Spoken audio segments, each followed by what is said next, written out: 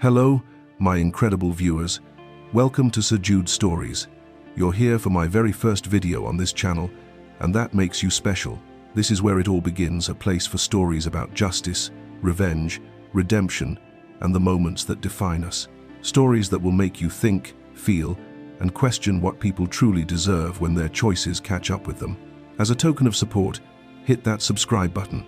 Your support right now, at the start of this journey, means the world to me and helps this channel grow. Thank you, my amazing viewers. Now, let's get into the story. This is unacceptable. 4? I wanted one perfect heir, not this mess. You couldn't even get that right? What would you do if your husband divorced you hours after giving birth, not because you did something wrong, but because you gave him 4 babies instead of 1? Richard Ashford stood in that hospital room, looked at his newborn quadruplets, and said 9 words that would change everything. I asked for an heir, not a football team. Emma's exhausted face went pale. She'd been in labor for 18 hours, her body wrecked from the struggles of labor, her voice cracking under the weight of disbelief, and her husband was looking at her like she'd committed an unforgivable crime. 4, he said, his voice flat and cold. You gave me 4. Richard, they're healthy, she whispered, her voice cracking. They're our children. He didn't even glance at the babies. Instead, he pulled out his phone and started typing, his jaw working like he was chewing on something bitter. Emma tried to sit up, but pain shot through her abdomen and she fell back against the pillows. Something was wrong. Everything about the way he was standing there, the rigid set of his shoulders, the way he wouldn't meet her eyes, it all screamed that this moment wasn't going to end the way she'd imagined it would. I asked for an heir, Richard said a second time, still staring at his phone. 1 child, 1 son to inherit Ashford Industries, not a football team. The nurse holding the baby, the oldest boy, born first by 30 seconds, looked between them with growing alarm. She'd seen difficult births before, seen fathers faint or cry or freeze up in panic, but she'd never seen this cold, calculated rejection. She moved closer to Emma, instinctively protective, and placed the baby in her arms, despite Richard's presence looming over everything. Emma looked down at her son's tiny face, his eyes squeezed shut, his miniature fingers curled into fists. Then, at the other 3 babies, in their warming beds, already being tended to by other nurses, her children.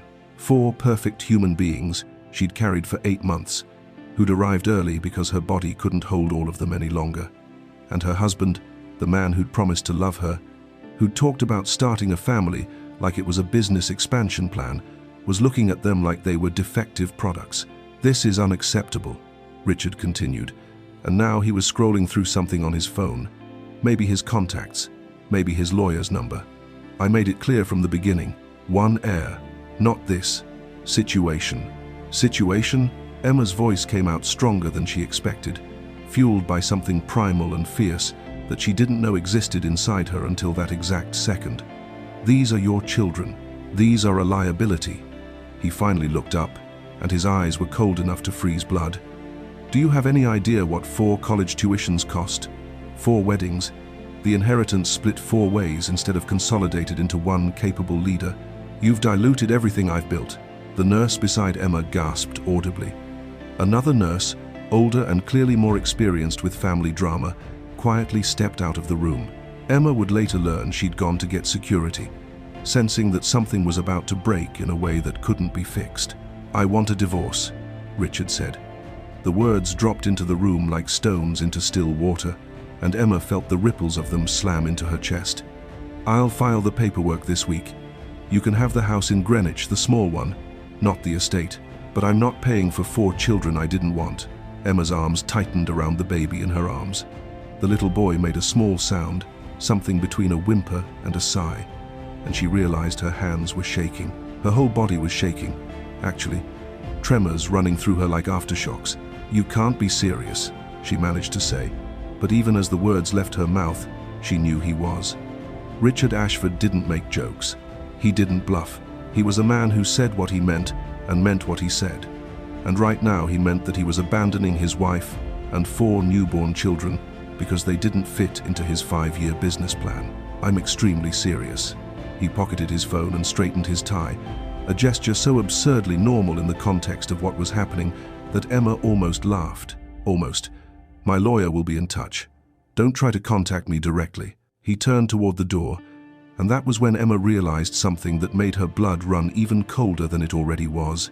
This wasn't a snap decision. This wasn't shock or panic or temporary insanity. Richard had thought about this. Maybe not the exact scenario, maybe he'd been hoping for a miscarriage or a single baby he could have rejected less publicly, but he'd had a contingency plan for if things didn't go his way. The speed of his decision, the fact that he already knew which house he'd give her, the way he'd already decided on the lawyer contact instead of a conversation, he'd been prepared for this. "Get out," Emma said quietly. The baby in her arms had started to fuss, picking up on her tension, and one of the other babies joined in with a thin, reedy cry that cut through the air like a blade. Richard didn't need to be told twice. He walked out of the hospital room without looking back, his expensive shoes clicking against the linoleum floor in a rhythm that sounded almost cheerful. The door swung shut behind him with a soft whoosh, and Emma was left in a room with 4 crying babies, 2 shocked nurses, and the smoking ruins of everything she'd thought her life was going to be.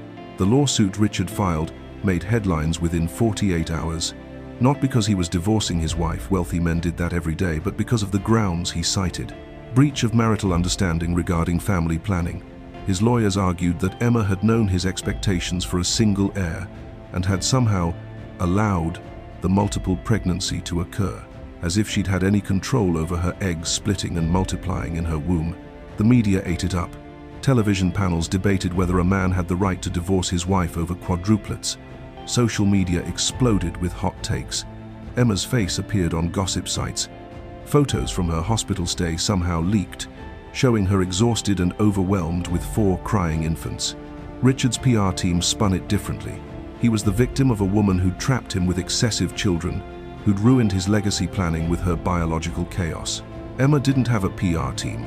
She had 4 babies who needed feeding every 2 hours, a body that was still healing from the trauma of multiple births, and a bank account that Richard's lawyers were working overtime to freeze pending the divorce settlement. The Greenwich house he'd given her turned out to be mortgaged beyond its value, a spite gift. Richard had been refinancing properties and moving assets for months before the birth. Emma's lawyer discovered, which meant he'd been planning his exit strategy since the ultrasound that revealed quadruplets at 20 weeks. He'd had 5 months to prepare. She'd had no warning at all. The divorce finalized in 6 weeks, faster than should have been legally possible. But Richard had judges on his Christmas card list, and Emma was too buried under newborn care to fight effectively. He walked away with Ashford Industries intact, the estate, the investment portfolios, and his reputation somehow preserved. She got the underwater house, no alimony, and child support calculated on a deliberately suppressed income assessment that his accountants had manufactured. $4,300 a month for 4 children. Richard spent more than that on his car detailing. Emma sold everything she owned that had any value. Her engagement ring, 3 carats, ethically sourced, bought back when Richard still pretended to care about her opinions, went first. Then her grandmother's jewelry, the designer clothes Richard had insisted she wear to company functions, the art pieces from their apartment. She converted her walk-in closet into a nursery because the house only had 3 bedrooms and she needed every inch of space. At night, after she'd finally gotten all 4 babies down a logistical nightmare that involved precise timing and what felt like dark magic, she sat at her kitchen table with a calculator and a growing sense of dread. The math didn't work. It would never work. 4 children in diapers, then 4 in preschool, then 4 in elementary school, 4 in college. The child support barely covered formula and diapers. She had a degree in marketing from Cornell, but she'd stopped working 6 years ago when Richard said his wife didn't need a job, that her career was supporting his career. Nobody wanted to hire a woman who'd been out of the workforce for 6 years and needed extreme schedule flexibility for 4 infants. 3 months after the divorce, Emma started a business from her kitchen table while balancing a baby on her lap. She'd noticed something during her endless late-night online shopping for baby supplies. Every product was optimized for single children. 1 crib, 1 stroller, 1 high chair. Parents of multiples had to buy everything twice, 3 times, 4 times, at crushing expense. The market had forgotten they existed. She designed a convertible crib system that could expand. 1 base unit, modular extensions, 4 sleeping spaces for the cost of 2 regular cribs. She sketched it on printer paper during feeding sessions, refined it during 3 a.m. wake-ups, and built the first prototype from modified IKEA furniture and hardware store parts in her garage. It looked terrible. It functioned perfectly. She posted photos in online multiple support groups, expecting maybe a few interested comments. Within a week, she had 200 emails from desperate parents of twins, triplets, and quads, begging to know where they could buy one. Within a month, she'd filed a patent. Within 6 months, she'd secured a small business loan using the underwater house as collateral, a ridiculous risk that her lawyer advised against. But Emma had stopped listening to advice from people who'd never been abandoned with 4 babies. Multi-Nest launched 2 years after the divorce. The convertible crib was just the beginning. Emma expanded into strollers that could shift from double to triple to quad configuration, high chairs with modular seating, car seat systems that didn't require buying an entire new setup for each child.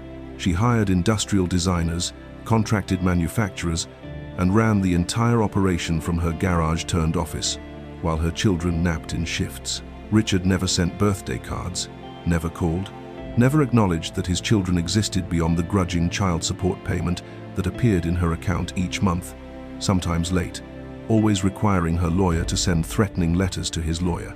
He'd moved on, the gossip sites reported, dating a 26-year-old named Melissa Crane, who worked in pharmaceutical sales and posted bikini photos on Instagram. They looked happy in the paparazzi shots, Richard's hand on her lower back, her laughing at something he'd said, both of them drinking champagne at charity galas Emma used to attend. She was happy for him, in a distant, detached way. Happy that he'd found someone who fit into his life plan, someone who probably wouldn't ruin everything by having multiple babies. Emma's children turned 5, and Multi-Nest hit 8 figures in revenue. She'd expanded beyond baby products into organizational systems for large families, educational tools, even a consulting service for parents of multiples. Her quadruplets, Oliver, Nathan, Sophie, and James, were brilliant, chaotic, and completely unaware that their father had thrown them away like defective merchandise. Emma planned to keep it that way as long as possible.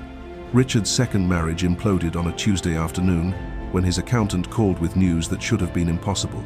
$3 million had vanished from his primary investment account. Then another call, $2 million gone from the corporate reserve fund.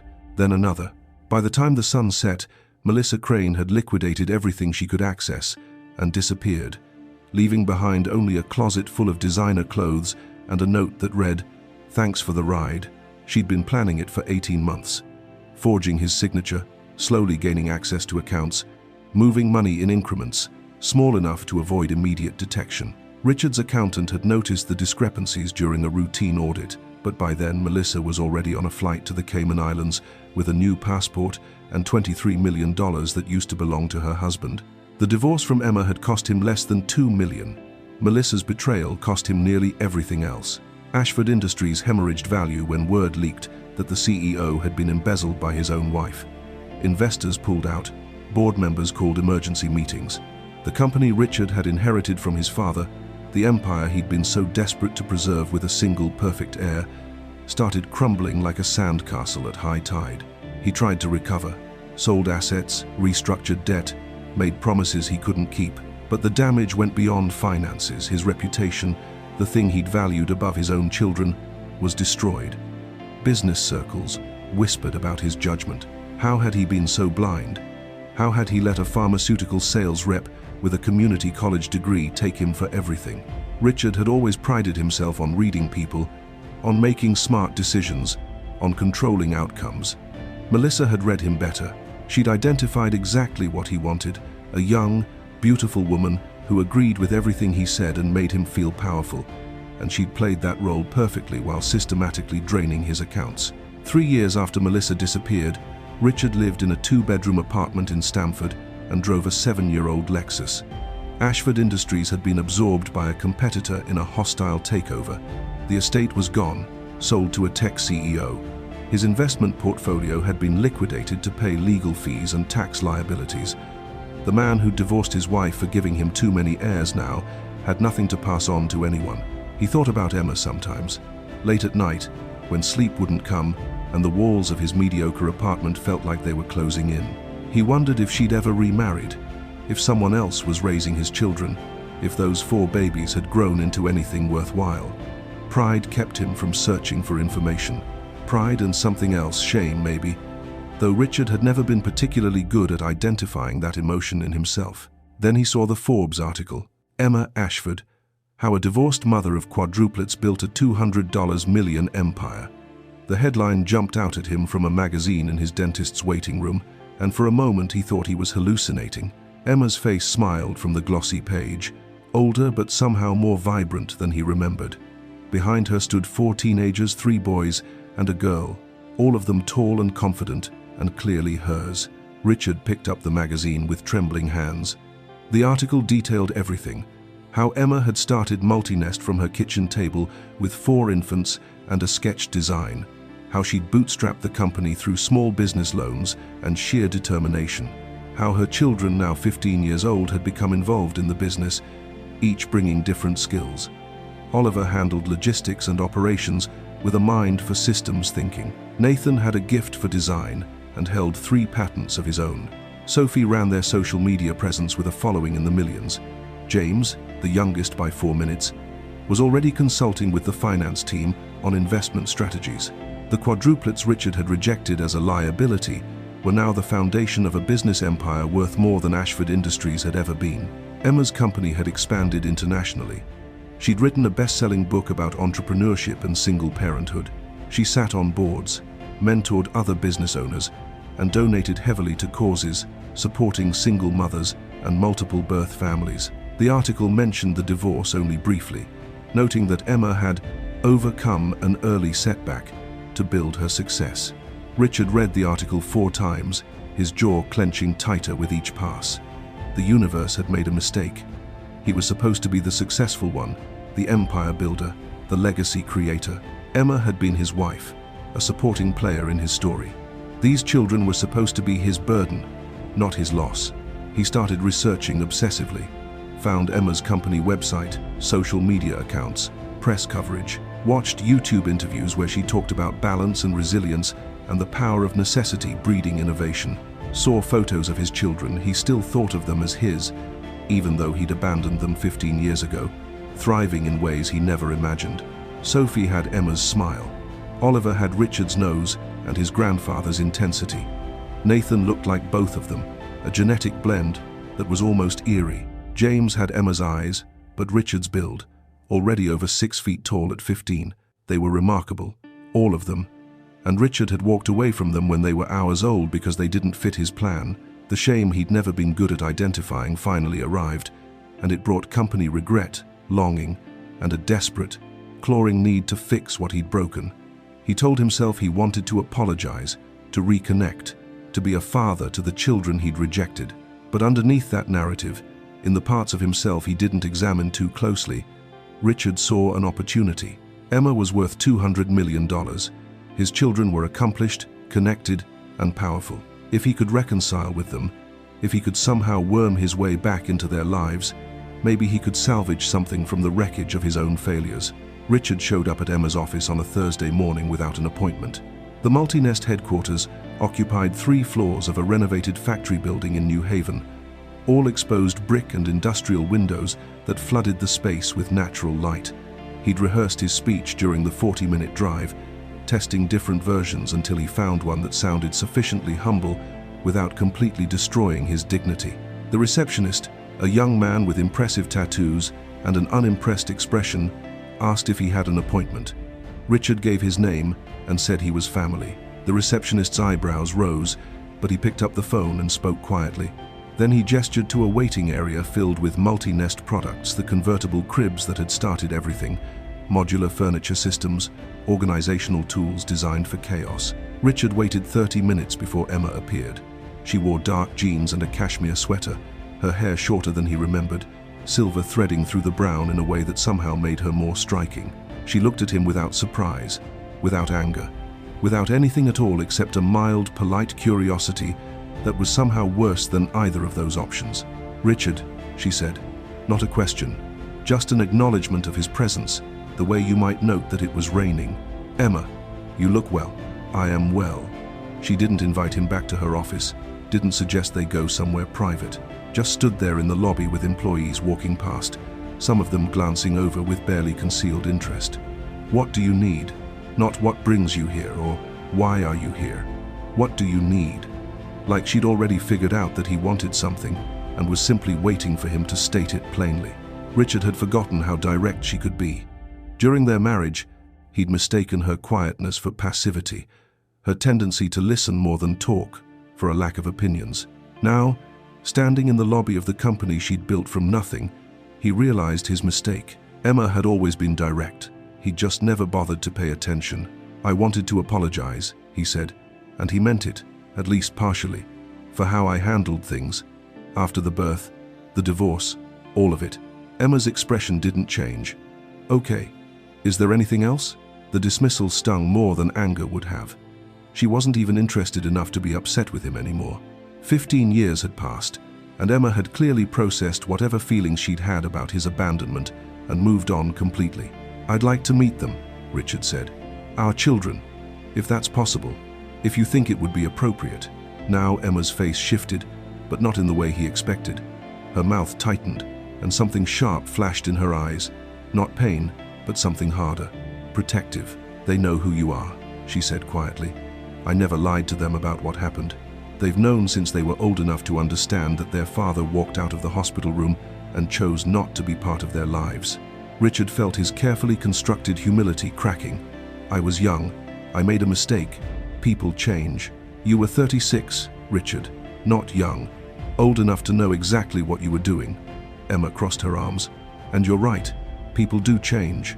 I changed. I had to, because I had 4 infants, and no help, and no money. But you didn't come here because you've changed. You came here because I have money now." The accuracy of it hit him like a slap. "That's not..." "Don't." Emma's voice stayed level, but steel ran through it. "Don't insult me by pretending this is about fatherhood or guilt or making amends. You've had 15 years to reach out. You paid child support late, grudgingly, requiring legal threats, but you never sent a birthday card, never made a phone call. The only thing that's different now is that you're broke and we're not." Employees had stopped even pretending not to listen. A woman near the elevator had her phone out, possibly recording. Richard felt heat crawling up his neck, the same fury he'd felt in the hospital room when the nurse had tried to hand him his son. "I have rights as their father," he said, his voice harder now. The performance of humility was over. "You have the rights you chose to exercise," Emma replied. "Which is none. You legally relinquished custody during the divorce, remember? Your lawyer insisted on it to reduce support obligations. You signed the papers." Richard had forgotten that detail. His lawyer had mentioned something about custody, but Richard hadn't cared at the time because he'd never intended to see the children anyway. Now that casual dismissal trapped him. "They might want to know me," he tried. "You can't make that decision for them. I already asked them." Emma's words dropped like stones. "This morning, when reception called, I went upstairs and asked Oliver, Nathan, Sophie, and James if they wanted to meet the man who abandoned them hours after they were born. Would you like to know what they said?" Richard's jaw clenched. He didn't want to know, but Emma was going to tell him anyway. Oliver said no. Nathan said absolutely not. Sophie said she'd rather drink bleach. James, who's usually the diplomatic one, said he'd meet you only if you signed paperwork first, guaranteeing you had no claim to their mother's business or their inheritance. Emma smiled, but it wasn't kind. "He's 15 and already thinks like a lawyer. I'm very proud of him." The lobby felt like it was closing in. Every person in the space was watching this play out, watching Richard Ashford get destroyed by the woman he'd thrown away, on behalf of the children he'd rejected. "You turned them against me," he said, knowing even as he spoke that it was pathetic. "I didn't have to," Emma said. "You did that yourself the day you walked out." Richard left Multinest headquarters with the eyes of a dozen employees burning into his back. He sat in his Lexus for 20 minutes, gripping the steering wheel hard enough to make his knuckles white, before he could trust himself to drive. The shame had metastasized into something uglier, rage mixed with humiliation, a toxic combination that made his vision blur at the edges. Emma had embarrassed him, in front of her staff, in front of witnesses who would absolutely spread this story through every business circle in Connecticut. By tomorrow, Everyone would know that Richard Ashford had crawled back to his ex-wife looking for scraps and been publicly rejected. He drove back to Stamford and spent the evening drinking scotch he couldn't afford and searching the internet for leverage. There had to be something, a scandal, a misstep, anything he could use to knock Emma down from the pedestal she'd somehow climbed onto. But Multinest's record was clean. Emma's reputation was spotless. Even the comment sections of articles about her usually toxic wastelands of internet cruelty were overwhelmingly positive. The next morning, Richard contacted a lawyer.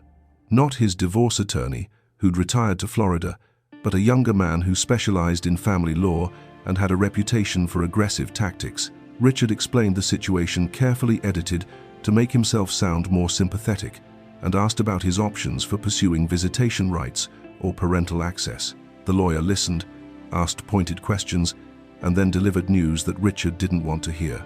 The custody relinquishment he'd signed 15 years ago was ironclad. The children were now old enough that courts would consider their preferences. His complete absence from their lives would work against him. The case would be expensive, drawn out, and almost certainly unsuccessful. Even if you won visitation rights, the lawyer said carefully, which is unlikely, you'd be forcing yourself onto 4 teenagers who've explicitly stated they don't want contact with you. That's not a winning scenario for anyone. Richard fired him over email that afternoon. He tried a different approach, started posting on social media about fathers' rights and parental alienation, crafting vague posts that implied Emma had kept his children from him against his will. A few men's rights groups picked up his story, sharing posts about how the system was biased against fathers. Richard felt vindicated for about 48 hours. Then Sophie struck back. She posted a video on Multinest's YouTube channel titled, "Let's Talk About My Father." It went viral within hours. Sophie sat in front of the camera with the easy confidence of someone who'd grown up creating content and methodically dismantled every lie Richard had told. She showed the divorce documents' public record that proved he'd voluntarily relinquished custody. She displayed 15 years of bank statements showing child support payments that were consistently late and insufficient. She shared her mother's book, which Emma had written 5 years earlier, describing the first year after the divorce without naming Richard, but making the timeline unmistakable. "My father is currently online claiming he was kept away from us," Sophie said, her voice steady and clear. "That's a lie. He chose to leave. He chose not to call. He chose not to send birthday cards or Christmas presents or any acknowledgement that we existed. For 15 years, we were nothing to him. Now that my mother has built something successful, now that we're worth something, suddenly he wants to be a father." The video had 12 million views by the end of the week. News outlets picked it up. Think pieces appeared, debating deadbeat parents and financial reconciliation. Richard's name, his full name, which Sophie used repeatedly, became synonymous with a particular kind of opportunistic cruelty. His remaining business contacts stopped returning calls. The consulting work he'd been doing dried up completely. Landlords rejected his rental applications. Even dating became impossible once women Googled his name and found Sophie's video. 3 months after he'd walked into Emma's office, Richard filed for bankruptcy. Everything he'd tried to preserve by abandoning his family, his reputation, his financial standing, his dignity was gone. Melissa had taken his money. Emma had taken his legacy. His children had taken his name and turned it into a cautionary tale. He thought about fighting back, about hiring a PR firm or a lawyer who could make this go away. But he was broke, blacklisted, and completely out of options. The empire he'd sacrificed his family to protect had crumbled to nothing. The heir he'd demanded had never materialized. All he had left was a studio apartment in a bad neighborhood and the crushing weight of knowing he'd destroyed his own life through his own choices. Emma never spoke about him publicly. She didn't need to. Her success spoke for itself. Multinest continued expanding, her children thrived, and she'd built the exact legacy Richard had wanted for himself. She'd done it without his help, without his money, without his name or connections or business acumen. She'd done it with 4 babies he'd called a liability and a determination he'd underestimated completely. Years later, when Oliver graduated from MIT, Nathan from RISD, Sophie from Columbia, and James from Wharton, all on the same day, a logistical miracle that became a media sensation. Richard watched the coverage from his apartment. He saw his children in their graduation gowns, saw Emma standing with them, proud and radiant. He saw the family he'd thrown away, thriving without him. The reporter asked Emma about raising 4 children alone while building a business empire. She smiled, and for just a moment, Richard thought he saw her glance at the camera, like she knew he was watching. "I didn't do it alone," Emma said. "I had Oliver, Nathan, Sophie, and James. We built this together. The 5 of us were always enough." Richard turned off the television. In the darkness of his studio apartment, he finally understood what he'd lost. Not money or status or a business empire.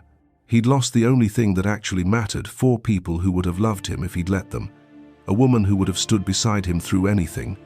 A family that would have been his legacy. He'd asked for an heir. Emma had given him 4, and he'd been too stupid to recognize the gift. We've come to the end of this beautiful story. But before you go, please like the video and subscribe so I can bring you more stories like this. Thank you so much for watching.